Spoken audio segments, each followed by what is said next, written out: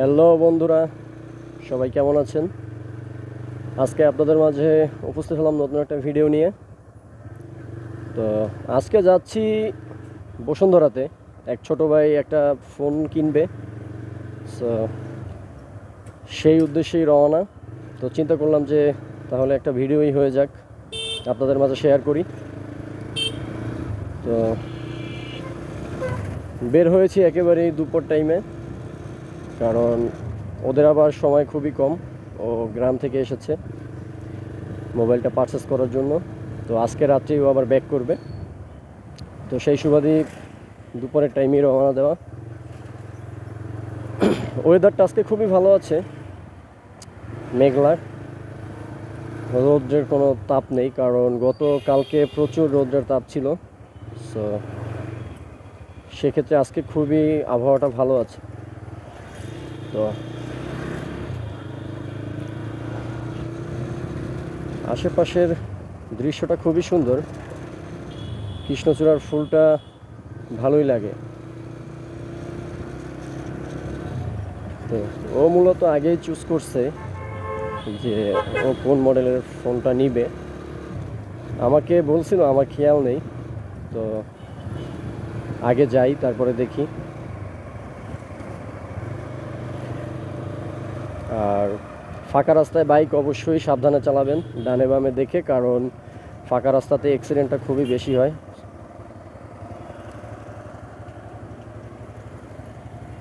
ভুল যাইতেছি, ভুল। আমরা তেল নিব না, তেজগাঁও দিয়ে যাওয়া লাগবে। ভুল করে ফেলেছি, বাইকে ফুয়েল নাই, তো তেজগাঁও থেকে তেল নিব। ভুলে চলে যাচ্ছিলাম হাতিরঝিল হয়ে। তো আপনাদের সাথে যেটা শেয়ার করলাম সেটা হচ্ছে, বলা শুরু করেছিলাম যে অবশ্যই ফাঁকা রাস্তাতে চোখ কান খোলা রেখে বাইকটা রাইড করবেন, কারণ ফাঁকা রাস্তাতে প্রত্যেকটা বাইকেরই টপ স্পিড থাকে। সো সেই ক্ষেত্রে অবশ্যই ডানে বামে খেয়াল করবেন, সতর্কমূলকভাবে বাইকটা রাইড করবেন। কারণ আমি এভাবে অনেক ফেস করেছি যে ফাঁকা রাস্তাতে অ্যাক্সিডেন্ট অনেক বেশি হয়। আমি কয়েকবারই দুর্ঘটনার কবলে পড়েছিলাম। সো সেই এক্সপিরিয়েন্স থেকেই আপনাদেরকে বলা।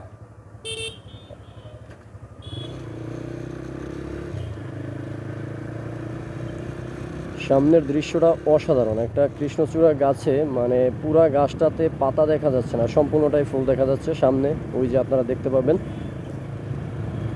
দৃশ্যগুলো আসলে খুবই ভালো লাগে। আর বরাবরই তো বলে যাচ্ছি আমি যে আমার ফ্রাইডে, হলিডের দিনই আমার হচ্ছে বাইকটা ড্রাইভ করতে খুবই ভালো লাগে। এক কথায় অসাধারণ। দেখেন সামনে রাস্তা পুরোটাই ফাঁকা, কোনো যানজট নেই। আমার কাছে খুবই ভালো লাগে এই সময়টাতে বাইকটা ড্রাইভ করতে।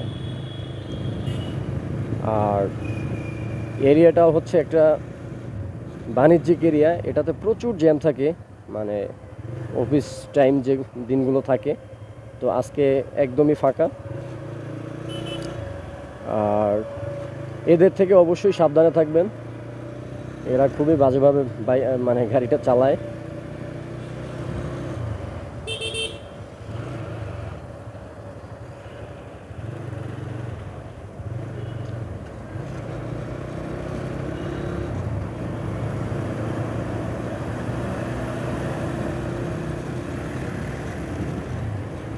যে কোনো মুহূর্তে বৃষ্টি নেমে যেতে পারে, আবহাওয়া সেটাই বলছে।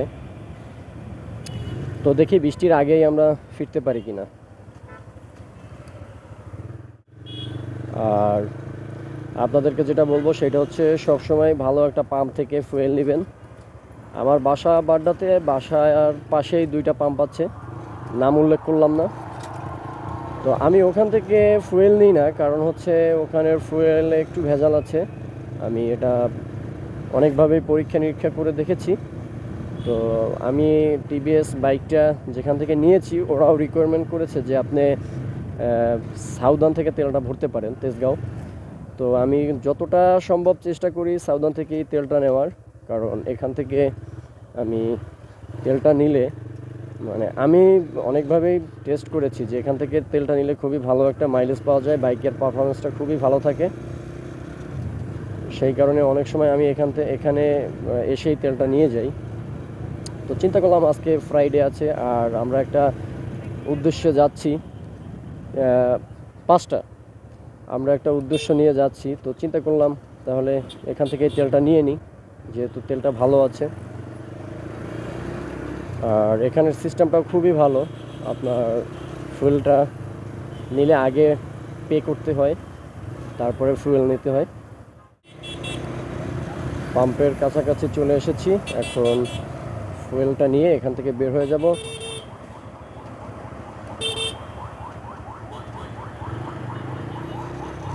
সাথের লোক চলে গেল টান দিয়ে, বুঝতে পারে না।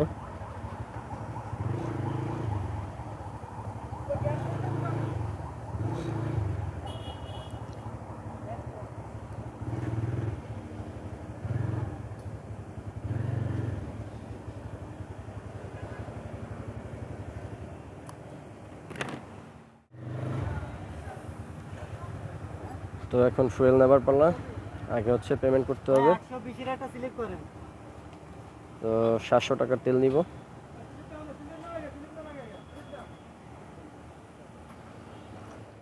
ভাই একটা 700 টাকার করেন।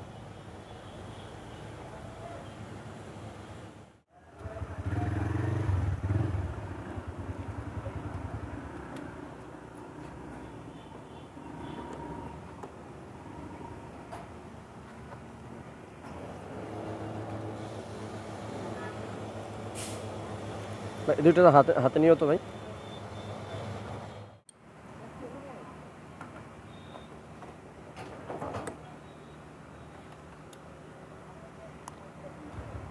ওকে, ফাইনালি ফুয়েল নেওয়া শেষ।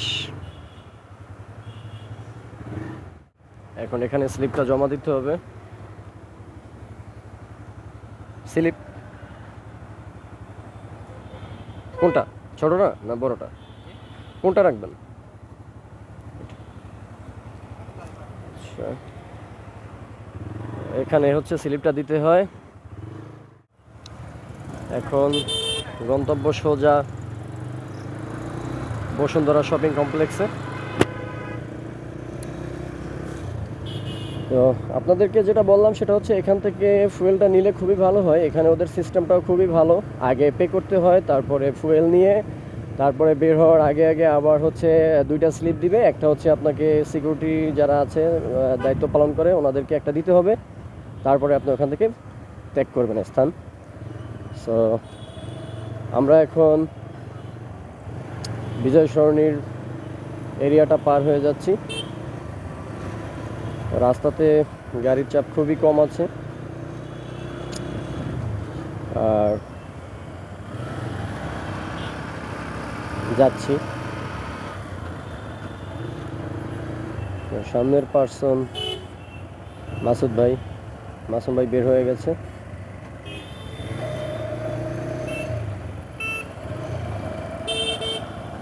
আমরা এখান থেকে বিজয় সরণি দিয়েই যাব।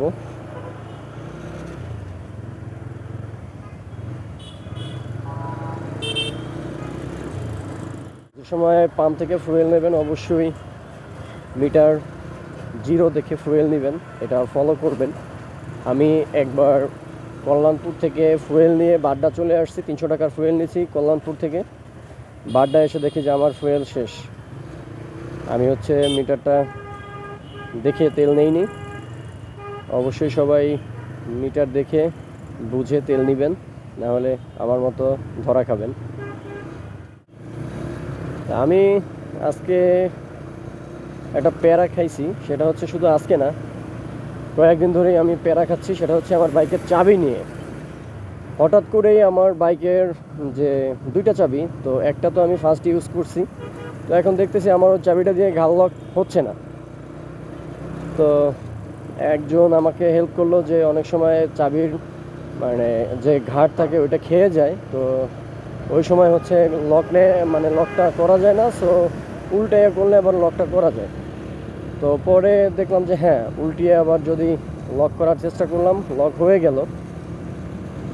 আবার বৃষ্টিতে 4-5 দিন আমার বাইকটা বৃষ্টিতে ভিজেছে।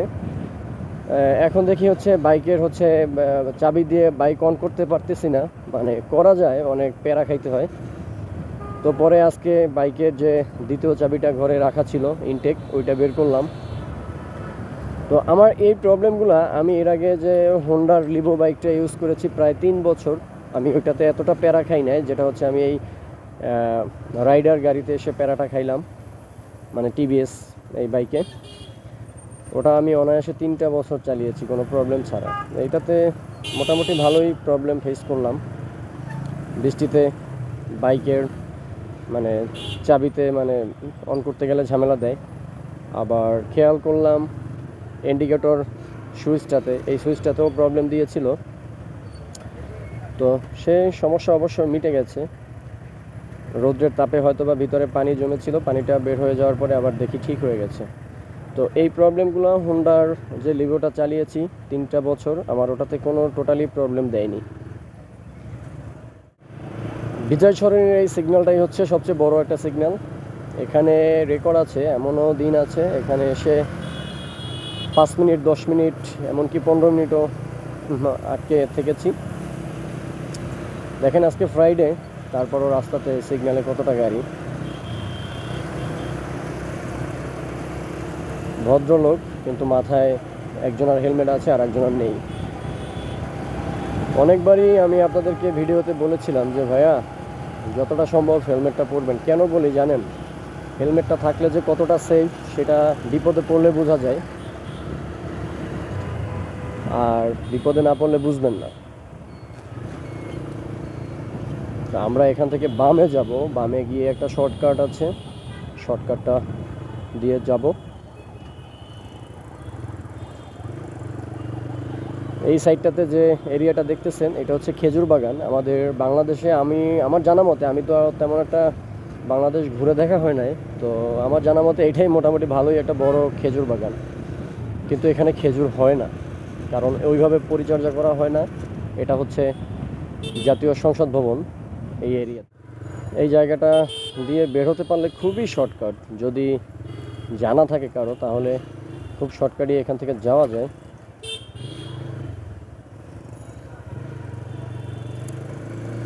আমি চিনি পিছন দিয়ে, মাসুম ভাই চেনের সামনে দিয়ে, আমি আবার সামনে দিয়ে চিনি না অতটা। তো মাসুম ভাই ঢুকলো, ওনার পিছনে পিছনেই যাই। আমি এই জায়গাটা দিয়ে একবার না, এইটা নিয়ে 2বার আসলাম। আর এর আগে আমি ওই সাইডে একটা শর্টকাট আছে, আমি ওইটা দিয়েই ম্যাক্সিমাম টাইমেই বের হয়েছি। তো এর আগে একবার আসছি, আর আজকে আসলাম মাসুম ভাইয়ের সাথে।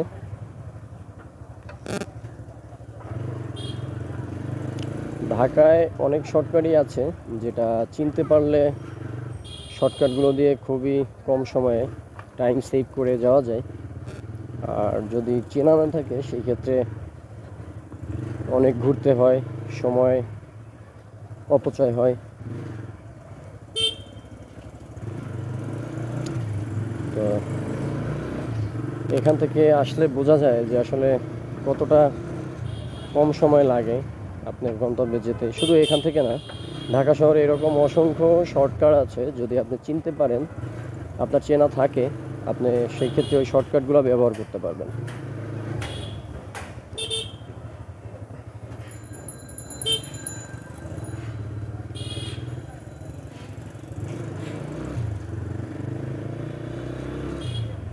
আমরা শর্টকাট দিয়ে চলে আসলাম। আমরা কোথায় উঠলাম? এটা সামনে বিআরবি হসপিটাল।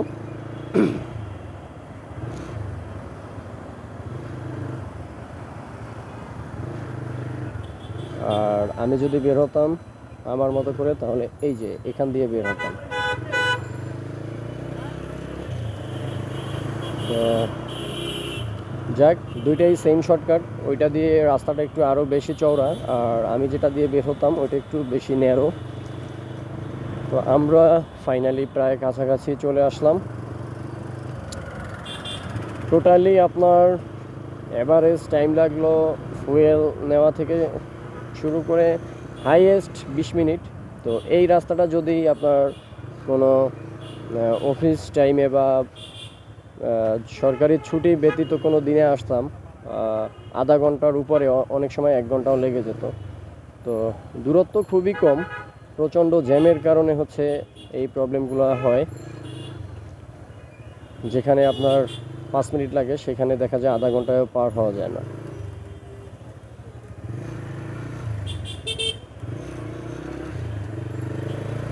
তো আমরা প্রায় একদম গেটেই চলে এসেছি। তো ভিডিওটা আর বড় করব না, ভিডিওটা এখানেই শেষ করব। সবাই সুস্থ থাকবেন, ভালো থাকবেন। আবার দেখা হবে নতুন কোনো এক ভিডিওতে। আল্লাহ হাফেজ।